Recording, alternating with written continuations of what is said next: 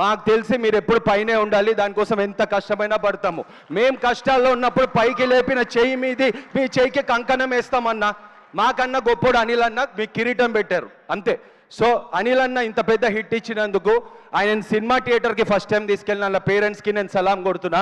ఎందుకంటే ఈ హిట్ మళ్ళీ మెగాస్టార్ గారే బ్రేక్ చేస్తారు, కానీ ఈ కాంబినేషన్ వెంకటేష్ గారు అనిల్ అన్న కలిసి మెగాస్టార్ గారితో చేసిన కాంబినేషన్ మళ్ళీ రిపీట్ కాదు. క్యాలరీస్ వల్ల ఎనర్జీ వస్తుంది అనుకుంటారు మీరు, కల్మషం లేని మనసు వల్ల ఎనర్జీ వస్తుంది, అది వెంకటేష్ గారు.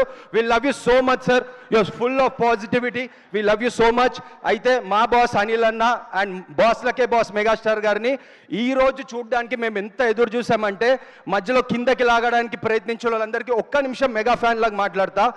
మనమందరం ఒకే కొండ నుంచి కొన్ని రాళ్ళు పగిలి అక్కడ నీళ్ళల్లో పడ్డాయి, కొన్ని ఏమో చెట్టు నీడల్లో ఉన్నాయి, ఒక రాయి మాత్రం ఆ కొండపైనే ఉంది. డైలీ దాన్ని కొడుతున్నారు, సుత్తిపెట్టి కొడుతున్నారు. కిందున్న రాళ్ళు నవ్వుకుంటున్నాయి, ఆడేంద్ర దెబ్బలు తింటున్నాడు అని. ఈ నీడలో ఉన్న రాళ్ళు నవ్వుకుంటున్నాయి, అదేంద్ర దెబ్బలు తింటుందని.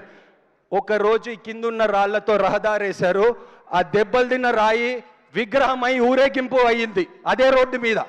ఉలి దెబ్బ తిన్న వాళ్ళకే ఊరేగింపుకు అర్హత ఉంటుంది.